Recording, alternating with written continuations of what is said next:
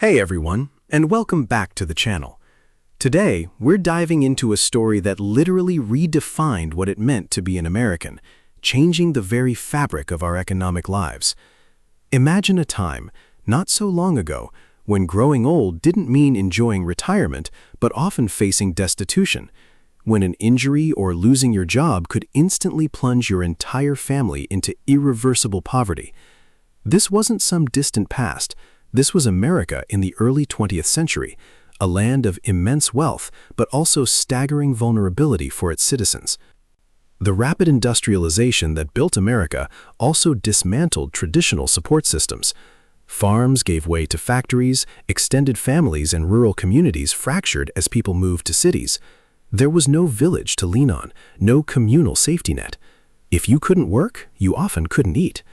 For millions, life was a precarious tightrope walk, with one misstep, one illness, one economic downturn, meaning disaster. The notion of a secure golden age was a luxury few could even dream of. Then came October 1929. The stock market crash was merely the opening act for the greatest economic calamity in modern history. The Great Depression wasn't just a downturn, it was an existential threat, laying bare the profound structural weaknesses in American society. Banks failed by the thousands, jobs vanished overnight, and entire industries ground to a halt. Suddenly, the precarious tightrope everyone walked snapped, sending millions tumbling into an abyss of despair and unprecedented financial ruin. Across the nation, soup kitchens became lifelines, and Hoovervilles, shantytowns named after the beleaguered President Herbert Hoover, sprang up in parks and vacant lots. These were stark visual reminders of the systemic failure. People who had worked their entire lives, who had built this nation, now found themselves homeless, hungry, and utterly without hope. There was no unemployment insurance, no widespread pensions, and certainly no national safety net to catch the falling. The individual struggle became a collective nightmare. The crisis generated an immense demand for change. People were not just hungry, they were angry. Protests erupted. Veterans marched on Washington. Labor unions and progressive reformers, who had long argued for greater social protections, found their voices amplified by the sheer scale of the suffering. The idea that individuals alone should bear the full brunt of economic cycles began to lose its grip. The nation desperately sought a solution. A new covenant between the government and its people, a promise for a more secure future. Into this maelstrom stepped Franklin Delano Roosevelt. Elected in 1932 on a platform of hope and radical change, FDR understood the profound psychological and economic damage inflicted by the Depression. His charisma and willingness to experiment resonated with a desperate populace. He promised a new deal for the American people, a fundamental rethinking of government's role in ensuring economic stability and individual well-being. This wasn't just about recovery, it was about reimagining the social contract entirely. The early days of the New Deal were a whirlwind of legislative activity. FDR famously declared, "The only thing we have to fear is fear itself," and he backed that up with action. Programs like the Civilian Conservation Corps and the Public Works Administration put millions to work, rebuilding infrastructure and restoring dignity. But these were temporary fixes, emergency measures. While crucial, they didn't address the underlying, long-term insecurity that industrial capitalism presented to its aging or unemployed citizens, a deeper, systemic problem. Meanwhile, across the Atlantic, many European nations had already established forms of social insurance. Germany, for instance, had pioneering programs dating back to the 1880s under Otto von Bismarck, offering sickness, accident, and old age insurance. Britain, too, had enacted similar measures in the early 1900s. These models, though different in scope and funding, provided a powerful blueprint. American reformers looked to these systems, adapting their principles to the unique context and political realities of the United States. A key architect of America's solution was Frances Perkins, FDR's Secretary of Labor and the first female cabinet member in U.S. history. Perkins, a social worker by training, deeply understood the human cost of economic instability. Under her leadership, the Committee on Economic Security was formed in 1934. This diverse group of experts, academics, and policymakers was tasked with designing a comprehensive system of social insurance tailored for America. Their mission: to build a lasting shield against poverty and insecurity. The committee faced a monumental challenge: how to fund such a vast undertaking without bankrupting the nation or creating a perceived handout system. They settled on a contributory model inspired by European examples. This meant that both workers and their employers would pay a small percentage of wages into a national fund. The idea was to create a sense of earned entitlement rather than charity. It would be an investment in one's own future, a shared responsibility, building a collective safety net for all. Even with the nation reeling from the Depression, the Social Security Act faced fierce opposition. Critics, primarily conservatives and big business leaders, denounced it as socialism and an unwarranted government intrusion into personal affairs. They argued it would stifle individual initiative, destroy the free market, and create a dependent populace. The debates in Congress were passionate, reflecting deep ideological divisions about the role of government in a capitalist society. It was not a foregone conclusion. FDR, a master politician, knew the bill needed broad support. He was pragmatic, willing to compromise to ensure passage. Early proposals included universal health insurance, but that was stripped out to avoid alienating powerful medical lobbies and conservative Democrats. The Act's architects deliberately called it social insurance rather than welfare, to emphasize its contributory nature and avoid the stigma of charity. This strategic framing was crucial in navigating the treacherous political landscape and building a fragile consensus. Finally, after months of intense debate and negotiation, the Social Security Act was signed into law by President Roosevelt on August 14, 1935. Standing before the press, he declared it a cornerstone in a structure which is being built but is by no means complete. It was a moment of profound historical significance, marking a radical departure from America's previous laissez-faire approach to social welfare.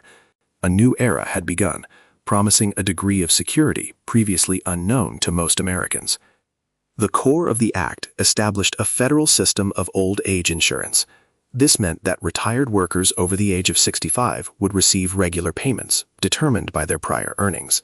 Crucially, it was not means-tested. It was an entitlement based on contributions.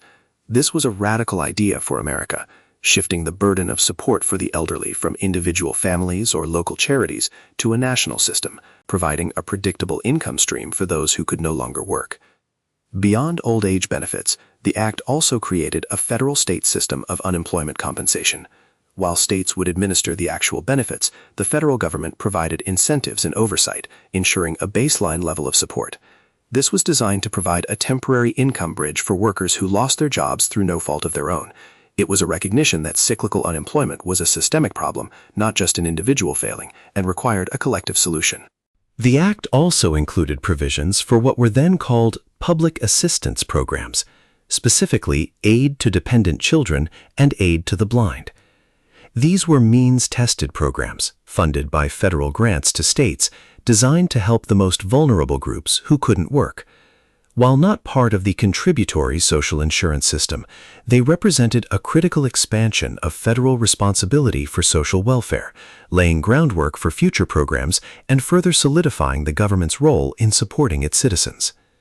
The genius and controversy of Social Security lay in its funding mechanism, the payroll tax. Starting in 1937, a small percentage of wages was deducted from workers' paychecks, matched by their employers.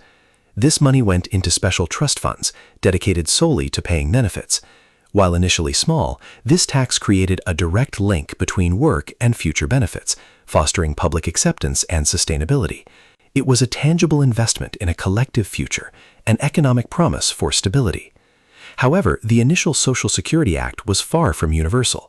Many groups were intentionally excluded, largely due to political compromise. Farm workers, domestic servants, and self-employed individuals, disproportionately women and people of color, were left out. This meant that a significant portion of the most economically vulnerable population did not immediately benefit from the new safety net, highlighting the persistent inequalities and political realities that shaped early American social policy. The first monthly Social Security checks were issued in January 1940. Ida Mae Fuller, a 76-year-old woman from Vermont, was the first recipient, receiving a check for $22.54. It wasn't a fortune, but for millions like her, it was a lifeline, a regular, dependable income that provided dignity in old age. These initial payments, small as they were, demonstrated the profound impact of the new system, proving its promise could translate into tangible relief for real people. Over the decades, Social Security steadily expanded its coverage and benefits. Amendments in 1939 added benefits for dependents and survivors, transforming it from a mere old age pension into a true family protection plan. Later, disability insurance was added, as were benefits for more categories of workers. This evolution reflected changing societal needs and political will, demonstrating a continuous commitment to adapting and strengthening the nation's most fundamental economic safety net, growing in scope and impact. The economic impact of Social Security cannot be overstated. It dramatically reduced poverty among the elderly, becoming a bedrock of financial stability for millions of families. It smoothed consumption during recessions, acting as an automatic economic stabilizer. By providing a predictable income stream, it allowed people to plan for the future, fostering greater confidence and contributing significantly to the post-war economic boom. It transformed the very meaning of retirement, from a period of dread to one of potential comfort. Despite its undeniable success, Social Security has remained a subject of ongoing political debate. From its inception, discussions about its solvency, benefit levels, and administrative costs have been continuous. Different political factions have proposed reforms, sometimes radical, sometimes incremental. Yet through wars, recessions, and demographic shifts, its core structure has endured, a testament to its fundamental importance and widespread public support across generations of Americans, despite the persistent political friction. Today, Social Security remains a cornerstone of the American dream. It is more than just a government program. It's a social compact, a promise from one generation to the next. It underpins retirement for millions, provides crucial support for disabled individuals, and offers a safety net for survivors. While not perfect and continually needing adjustments, its very existence means that the kind of destitution faced during the Great Depression is for most a chilling echo from a past, not a present fear. The story of Social Security proves a profound truth about economic history. The greatest catalysts for change are often the deepest crises. It was born out of immense suffering, forged in political struggle, and built on an unprecedented expansion of government's role. It shows that collective action, though fraught with challenges, can create solutions that uplift millions, providing dignity and security far beyond what any individual or private charity could achieve. It truly redefined the concept of economic citizenship. So, the next time you see that deduction on your paycheck or hear debates about its future, remember the turbulent origins of Social Security. Remember the fear, the hunger, the desperation it was designed to overcome. It's a testament to the fact that even in our darkest hours, through bold leadership and a collective will to act, nations can build enduring institutions that promise a more secure and equitable future for all. Thanks for watching, and I'll see you in the next one.